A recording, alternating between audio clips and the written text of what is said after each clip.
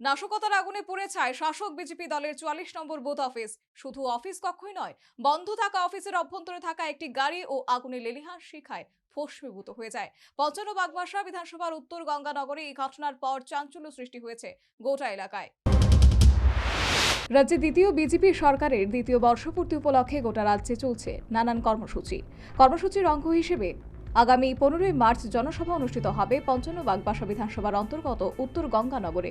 তার আগে এই বিধানসভার অন্তর্গত ৪৪ নম্বর শাসক দলীয় বুথ অফিসে ঘটল অগ্নিসংযোগে ঘরটি সম্পূর্ণ ভস্মীভূত হয়ে যায়। পাশাপাশি আগুনে লেলিহান শিখায় সম্পূর্ণভাবে পুড়ে ছাই হয়ে যায় অফিসের অভ্যন্তরে রাখা এলাকার বাসিন্দা নির্মল কান্তি ঘোষের TR02H0330 নম্বরের একটি পার্সোনাল গাড়ি। এলাকার মানুষের তৎপরতায় বড়সড় অগ্নিসংযোগের হাত থেকে গোটা এলাকাটি রক্ষা করলেও পার্টি অফিস এবং গাড়িটি রক্ষা করা যায়নি। বুধবার সকালে ঘটনার খবর পেয়ে মণ্ডল সভাপতি বিকাশ নাথ ঘটনাস্থল পরিদর্শন করেন এবং এই কাজে জড়িত মূল অভিযুক্তদের দৃষ্টান্তমূলক শাস্তির দাবি করেন।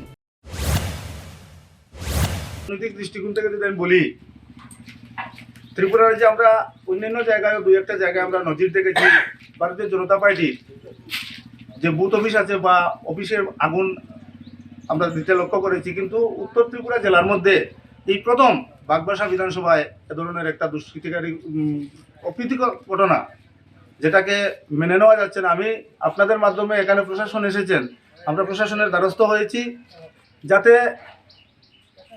দুষ্কৃতিকারীকে গ্রেফতারের মাধ্যমে আগামী দিনে বাগবাসা বিধানসভায় নয়, গোটা উত্তর ত্রিপুরা জেলায় এ ধরনের অগ্নিসংযোগ রাজনৈতিক ময়দানে বিভিন্ন ধরনের রাজনৈতিক দল আছে, তাদের কর্মদক্ষতার মাধ্যমে সে জায়গাটাকে পরিপূর্ণ করুক। এ ধরনের যদি রাজনৈতিক দৃষ্টিকোণ থেকে বলি আমি, এ ধরনের আগামী দিনে কোনো জায়গায় ঘটনা যাতে না ঘটে সেদিকে প্রত্যেকটা নাগরিকের কাছে আমার আপিল থাকবে, এবং আমরা যাতে শান্তিপূর্ণ বাগবাসা যেভাবে আছি সেইভাবে শান্তিপূর্ণভাবে আমরা থাকতে পারি। এবং বাগবাসায় ভারতীয় জনতা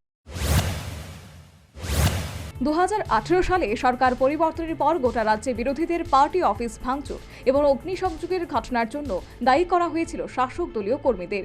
এবার সেই জায়গায় পরিলক্ষিত হচ্ছে উল্টো ছবি। সুশাসনের কেন শাসক দলের দলীয় অফিস পুড়িয়ে দেওয়া হচ্ছে তা নিয়ে উঠছে নানান প্রশ্ন।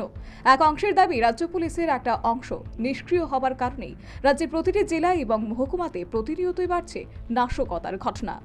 Bureau report, news vanguard.